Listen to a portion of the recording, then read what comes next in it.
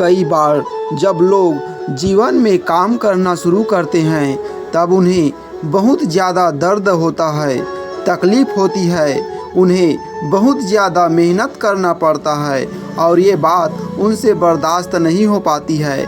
उनका शरीर जवाब दे देता है और वो उस काम को छोड़कर किसी और तरकीब से सफल होने का प्रयास करते रहते हैं। लेकिन याद रखिएगा, इस प्रकार से कोई भी व्यक्ति जीवन में सफल नहीं हो पाता है। सफलता का मार्ग मेहनत, दर्द और तकलीफ से होकर गुजरता है और यह आपको सहना ही पड़ेगा। तो इसके लिए आप हमेशा तैयार रहिए। तो चलिए इस बात को एक कहानी के माध्यम से समझते हैं। एक बार की बात है, एक मूर्तिकार अपनी छीनी और हथौड़ी से एक पत्थर को भगवान की मूर्ति का आकार देने का प्रयास कर रहा था।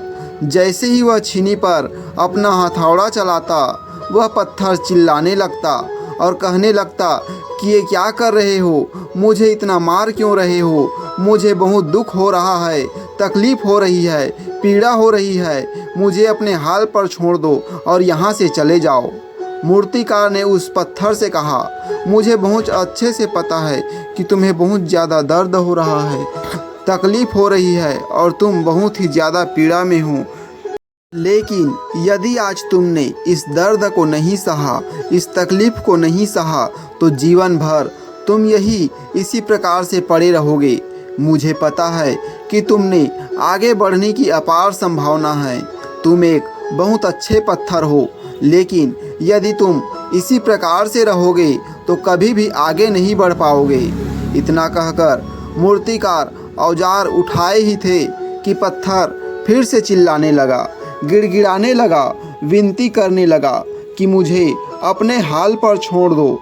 मुझे पता है कि जीवन के लिए कौन सी चीज़ सही है और कौन सी चीज़ गलत है। मुझे बहुत ज़्यादा दर्द हो रहा है, अब मैं इस तकलीफ़ को बहुत ज़्यादा नहीं सह सकता। मैं जिस हाल में हूँ उस हाल में मुझे छोड़कर यहाँ से चले जाओ। उस मूर्तिकार फिर से उस पत्थर को समझाने की कोशिश की, ज़्यादा अधीर मत बनो और अपने सब्र को बनाए रखो। थोड़ी देर और इस दर्द को सहो। यदि इस दर्द को सह लिया तो मैं भगवान की मूर्ति के रूप में तुम्हारी स्थापना करवाऊंगा और फिर दूर दूर से तुम्हारी पूजा करने आएंगे और पंडित और लोग तुम्हारी खूब सेवा करेंगे। लेकिन पत्थर ने उस मूर्तिकार की एक भी बात नहीं मानी। वह चिल्लाता रहा और अपनी बात पर अड़ा रहा। मूर्तिकार ने उस पत्थर को समझाने की बहुत कोशिश की, लेकिन वो पत्थर नहीं माना। अब मूर्तिकार भी थक चुका था और वह उस पत्थर को छोड़कर आगे बढ़ गया। थोड़ी ही दूर जाकर देखा कि एक और बहुत ही अच्छा पत्थर वहाँ पड़ा हुआ है।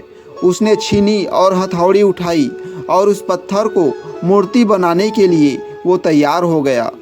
मूर्तिकार ने छीनी और हथौड़ी का वार उस दूसरे पत्थर पर जारी रखा।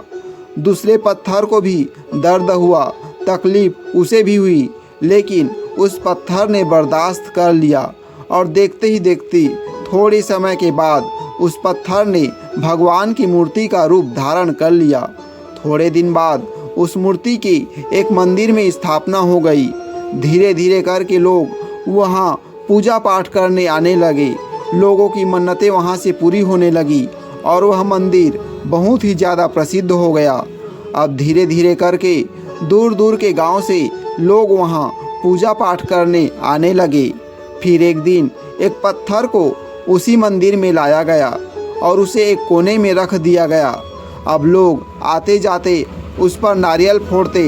ये कोई और पत्थर नहीं बल्कि वही पत्थर था जिसे मूर्तिकार ने भगवान बनाना चाहा था और इस पत्थर ने दर्द को नहीं सहा था।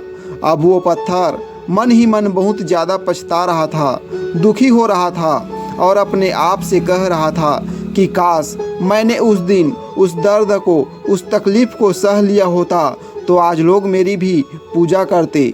इसलिए आप भी अपने जीवन में हमेशा याद रखिएगा कि जब भी आप अपने जीवन की शुरुआत में किसी काम को कर रहे हो, पढ़ाई कर रहे हो या कोई भी काम कर रहे हो और उसमें आपको दर्द हो रहा है, तकलीफ़ हो रही है, ज़्यादा मेहनत करना पड़ रहा है, तो आप रुकिएगा मत, किसी और रास्ते की शुरुआत मत करिएगा, क्योंकि कोई और रास्ता आपको सफलता नहीं दे सकता है।